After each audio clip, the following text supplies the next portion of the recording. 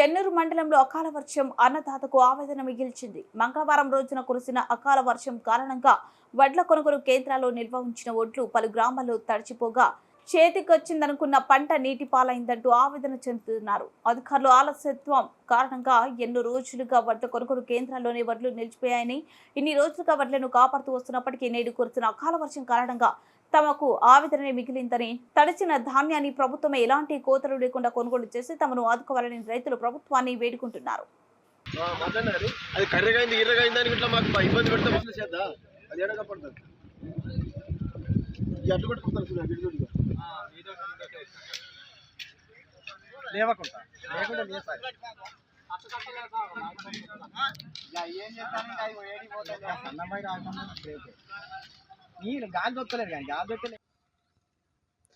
ఇప్పటికే 50% వడ్లు కొనుగోలు చేసి మిల్లులకు తరలించాల్సింది ఉండగా అధికారుల అలసత్వం వల్ల నేటికి కళ్ళల్లోనే వడ్లుండడం వల్ల నేడు కురిసిన అకాల వర్షానికి వడ్లు తడిచిపోయాయి. తో అన్నదాతలు ఆవేదన చెందుతున్నారు. వారి ఆవేదనను వారి మాటలనే అడిగి తెలుసుకుందాం. కాపాడిన కూడా వడ్లు ఆగుతలేవు. గాలికి ధూళికి ఒకాల వర్షానికి ఆడవాళ్ళు చిన్నవాళ్ళు పెద్దవాళ్ళు అందరం కూడి మేము ఎంత కాపాడినా కూడా ఇవి జరుగుతలేవు. వరదలు వాడుతున్నాయి, కిందకి కుప్పల కిందకి పోతున్నాయి. దయచేసి ప్రభుత్వం మమ్మల్ని ఆదుకుంటే, బావరాపేట మండలం మాది, నా పేరు వెంకటేశం, బావరాపేట. ఇదంతా మేము అక్కడ రైతుల మంది ఇక్కడ ఉన్నాము.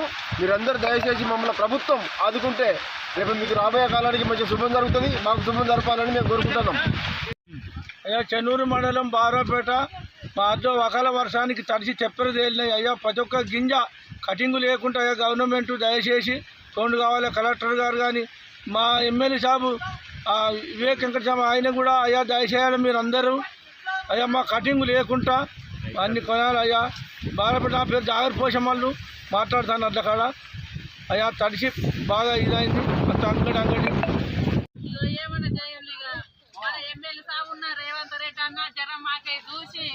కొద్దిగా మా రైతులకు ఏమన్నా సాయం చేయండి సార్. ఈసారి ఒక్కసారి మాకెన్నడు కూడా ఏం సాయం అందలేదు.